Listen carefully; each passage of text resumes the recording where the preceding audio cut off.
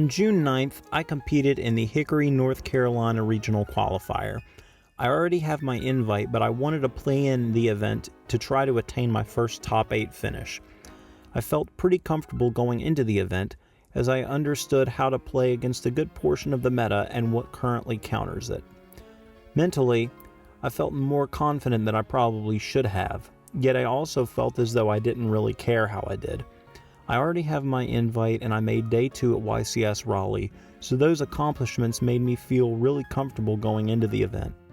The format is currently Snake Eye, Voiceless, Tenpai, and Melodious in the background. I'm well tested against all of those decks, so I should be totally fine, right? Yeah, no. Let this serve as a lesson to you. Your metagaming, deck lists, and motivations can be perfect, but if your technical play or your focus isn't where it should be, you will absolutely get punished.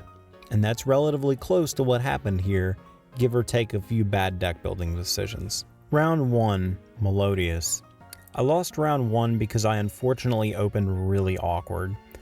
2 copies of red, talents, double cross, and 1 ghost ogre. I auto lose to exactly imperm. If we get hit by a monster hand trap, we can at least draw 2 off talents. Of course, though, it's an imperm that comes down on Gigantic's effect activation, so we set double cross and we pass. He's able to out Gigantic, but he doesn't kill me. However, I'm left on basically no resources and I top deck nothing, so I concede.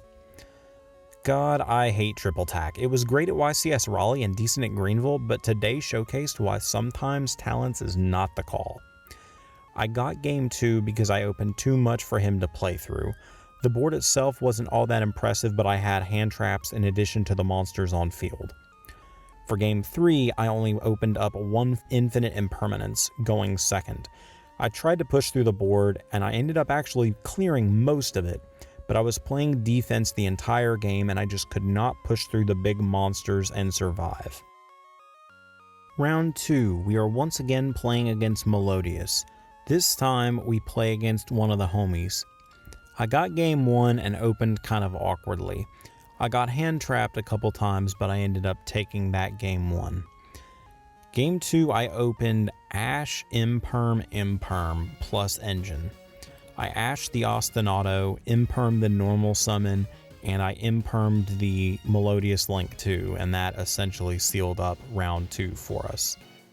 This is where things start to go downhill. Round 3, I play against Red Dragon Archfiend. I won the die roll and got cooked. I made almost full board, but I mistimed my interruptions. I misplayed really hard. I was just not interacting with the right cards and didn't feel like I was cognitively all present, and I got swiftly 2-0'd. At this point, we are going into round 4 and I'm already X2, so I'm not feeling very hopeful about how today's going so far or how we're going to go for the rest of the day. In a theoretical world, I could win out, sure, but the way that I'm playing, I don't feel like I'm going to do that. Round 4, we play against Sky Striker. I open everything both games. He didn't resolve engage once. Having knowledge of every line in that deck via playing it for 13 months benefited me greatly.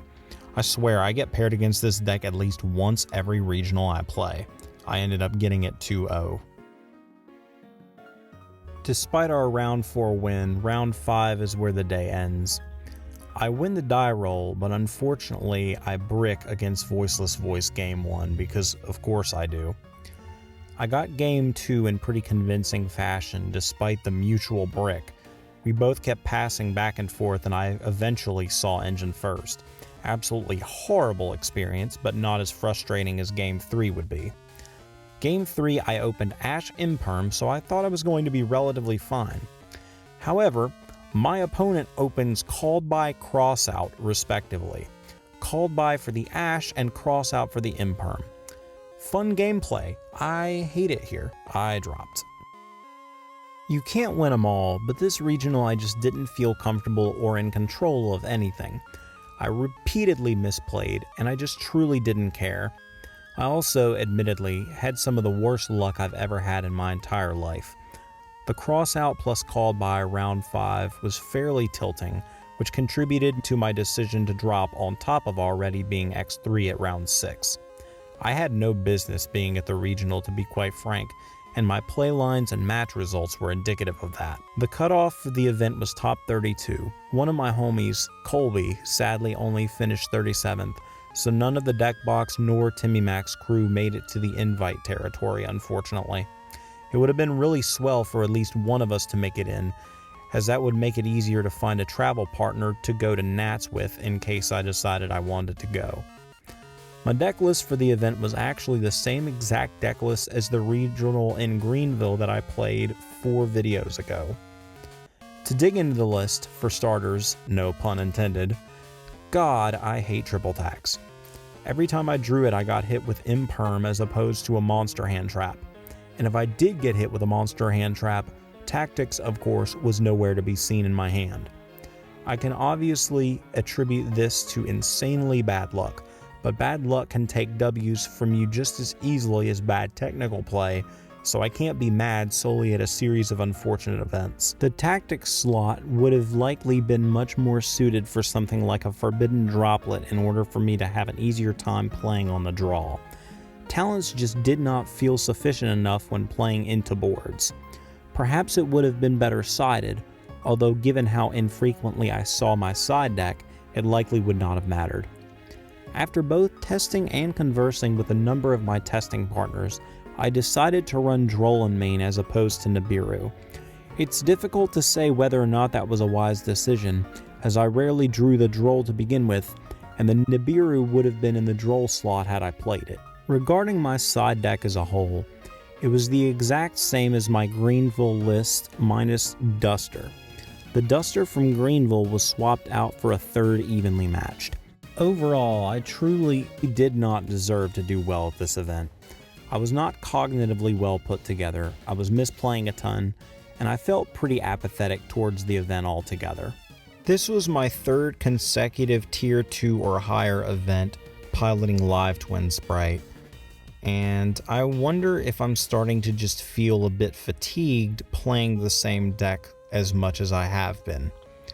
I feel very comfortable with the deck, and I love the deck to pieces, but I think it might be time for a break. A break from what, you might ask? Well, I think it's more than just a break from Live Twin Sprite, and I don't think we're just going to go back to Sword Soul. I think I do legitimately want to consider maybe taking a break from Yu-Gi-Oh! Now that the competitive scene pre-Nationals is over, I kind of just want to sit back and relax and enjoy the game from a more casual perspective, which is something that I haven't done in a long time. And after all of the regionals and YCSs have concluded, it might be a good idea just to decompress and to play more casually. I've been pondering picking up Pearly for the last little while as just a way to play something a little bit different as opposed to what I'm used to. The deck seems fun, and of course, I love cats.